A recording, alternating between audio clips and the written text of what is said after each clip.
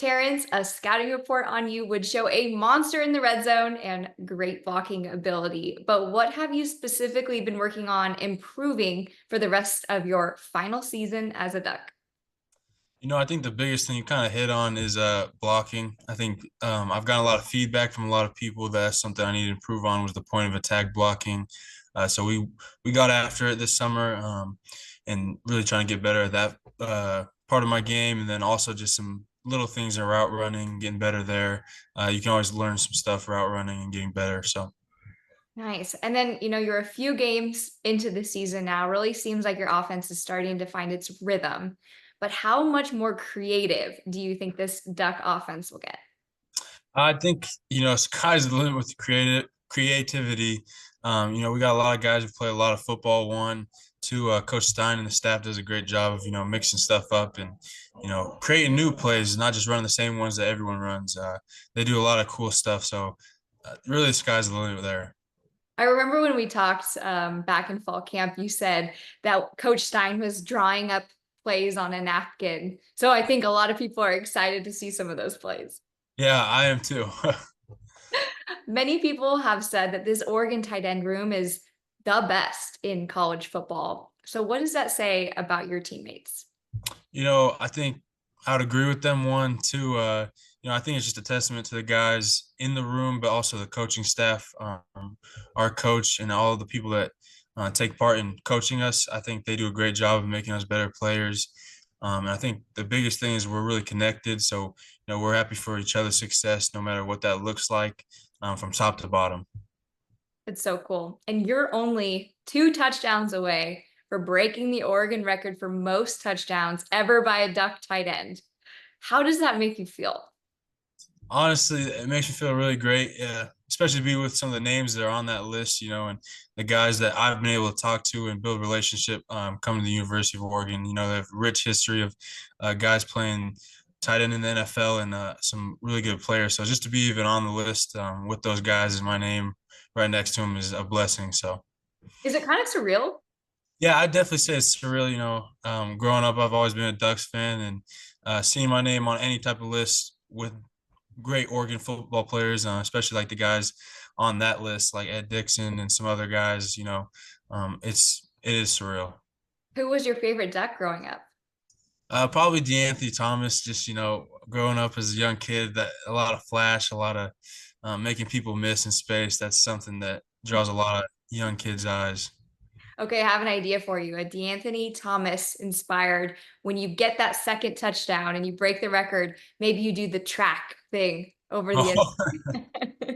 maybe I don't know how much track I'm doing around here though. It'll be an ode to your favorite player. So, 4 years at one school, that is such an anomaly in this era of the transfer portal. What made you want to stay a Duck for your entire college career? One, when I was getting recruited, that's something I really pride myself on is loyalty and something that I wanted to do. When I make a decision, I want to see it through the end. So that was part of it, just going into the recruiting process somewhere I could stay at home no matter what happens with the coaching carousel or what happens with college football nowadays. And honestly, the biggest part is every year I've prayed about it, and God's put on my heart to come back to Eugene.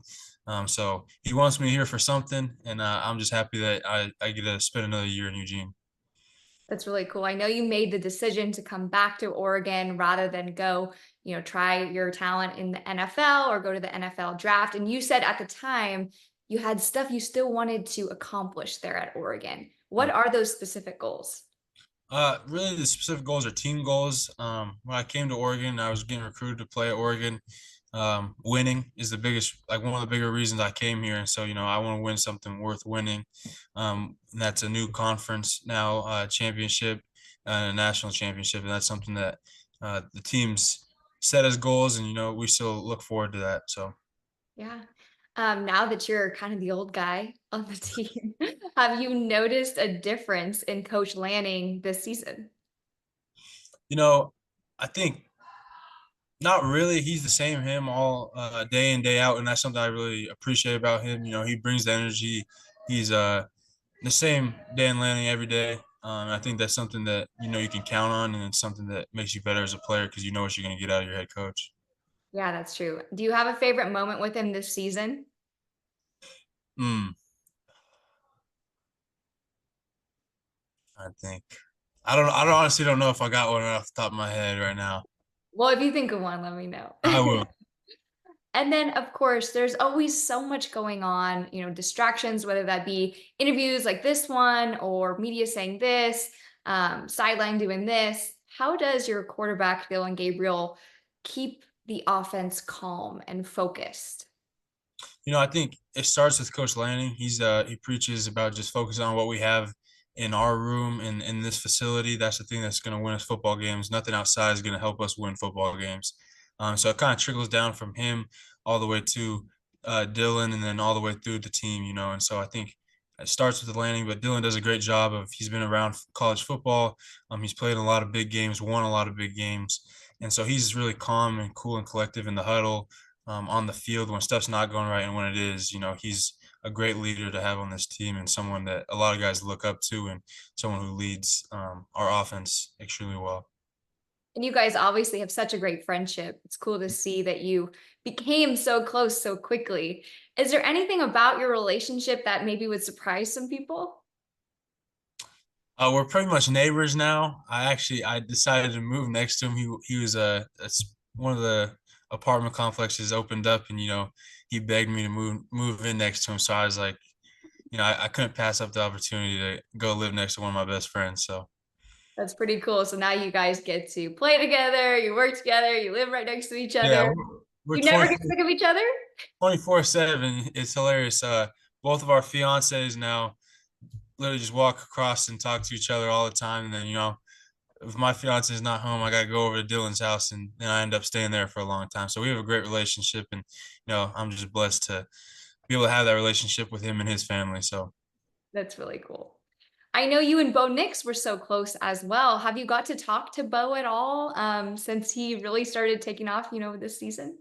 yeah, I've been able to talk to Bo, especially being from Denver, and that's where he went. He had some things to ask me, where to go to eat, do certain stuff like that. And it was really cool to see him go to, especially somewhere I'm from, and know a lot about, and just see him in his career take off. I'm super proud of him, and we've been able to communicate.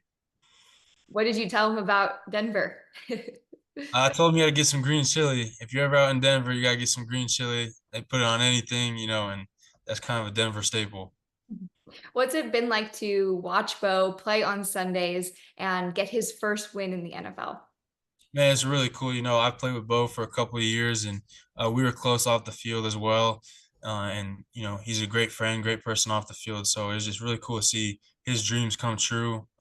Especially because all my family's cheering for him as Denver Bronco fans. So they're super excited for him as well, and it's just really cool to see God work through him and just being able to accomplish his dreams. That's cool. You guys have been able to stay so much in contact. Is he texting you on Saturdays, like before or after a game, like, hey, here's my advice or good luck or A little bit, I think he got some things he has to focus on, and same here. So we communicate when we can, kind of on more through the week. Whenever I could just shoot him a text, or we've had a call here and there. But he's super busy, so it's kind of whenever it can happen. yeah, that's awesome. What's throughout this process, this joining the Big Ten, what's the craziest or weirdest, ridiculous thing that you've heard about Oregon throughout this process? I think the biggest thing is a lot of people kind of questioned our physicality. And, obviously being in the Pac-12, we kind of got labeled as a Pac-12 West Coast kind of soft team. I think that's crazy to me because if you watch us play, we take pride in the trenches. We take pride in running the football and being physical. So I would say that's probably the craziest thing I've heard. Yeah, you start Big Ten play this Saturday against the UCLA Bruins. How much are you looking forward to just kind of proving that physicality to everyone? I'm super excited. Honestly, it's really cool to be able to play them again because they're from Pac-12 as well, and just to be in a new conference and be able to play those guys still. A lot of people I know on the team, and we're just super excited to go out there and showcase what we're capable of. It's really cool. So your NFL draft comparison has been to Travis Kelce, which is pretty cool. What do you make of that? And is Travis Kelce somebody that you've watched a lot or modeled your game after? I definitely would say one, it's really a blessing and really cool to be put in the same sentence as that guy. You know, he's done a lot for the game and a lot for the position as tight ends go. But I've definitely watched a lot of his tape. You know, he's a special player, and he's really revolutionized tight end play.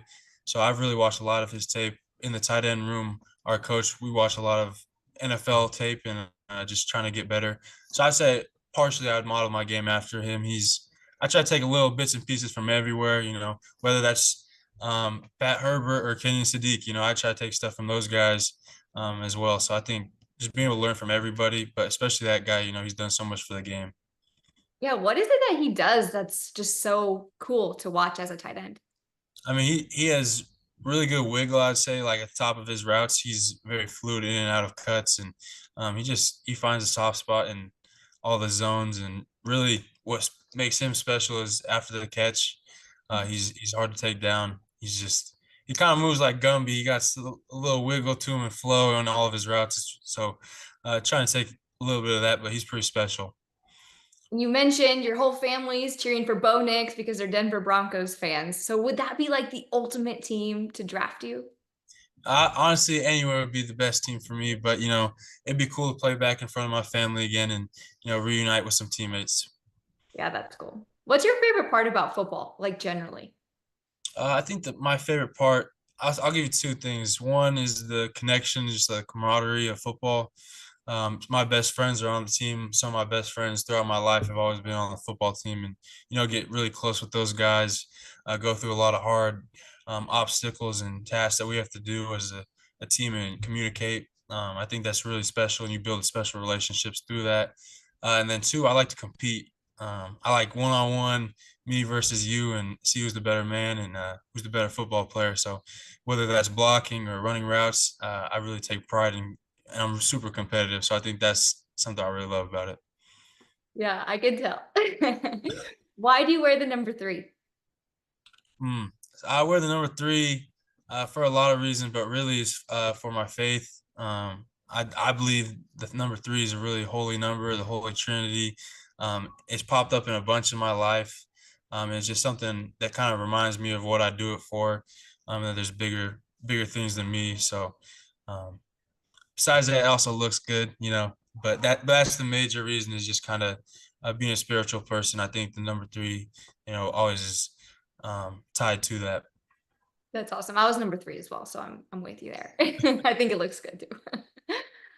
What has been Coach Lanning's, main message to you guys now that you have 3 games under your belt, you're undefeated, trying to stay undefeated? What's his message? It's constantly just playing the best football we can play, not worrying about our opponent or worrying about what other people are saying. Upholding our standard of Oregon football. We have constantly gotten better each week, and that's just what we strive to do. And there's a standard of Oregon football we're chasing, and so just keep trying to play to that. And I think that's what he's really preaching to us. That's cool. I just have one more for you. So, Coach Lanning has been killing it on the recruiting trail. And one of the things that keeps popping up when these prospects talk about him is his transparency. Is that something that you also have experienced with him as your head coach? Yeah, definitely. Like I said, it's something I really appreciate about him is you know what you're going to get, and he's a man of his word. He says something is going to happen, and that's something he takes pride in. And I think when you have a head coach that does that, and everything he says that he's going to do, he does do, and he holds himself to that standard. I think it just trickles down into the program, and you get that from everybody. So I really appreciate about Coach Lanning, the time that I've had with him, and I understand why he's doing what he's doing in the recruiting. Yeah. What's your favorite NIL deal you've had? Just curious. Hmm. Probably with Kendall Toyota, I drive a truck out here, and just being able to drive a nice truck that they have been able to lease me, and um, I being able to have a car for free is pretty cool. So I think that's probably the best one. I've done some stuff Back with in the minivan, parked right next to each other on the block. yeah, yeah, and I've done some stuff with Dylan, and it's just been cool to work with him, outside of football and be able to do stuff like that. And I think that's kind of the biggest thing that I've taken away from NIL is being able to do some of those things with other teammates and stuff like that. Just building that connection off the field. That's awesome. Okay, I do have one more, sorry. Kenyon Sadiq. We've Mhm. seen flashes of how talented he is. What do you expect out of him the rest of the year? I expect a lot out of him. He's in this tight end room. We have a lot of talented players. A lot of people are playing, getting on the field, and he's a extremely good athlete. He's probably the best athlete on the field when he steps on the field. So I'm waiting for some of those moments that I've seen from him, and I think everyone's going to get used to seeing his name because he's going to make some stuff shake, and it's exciting to watch.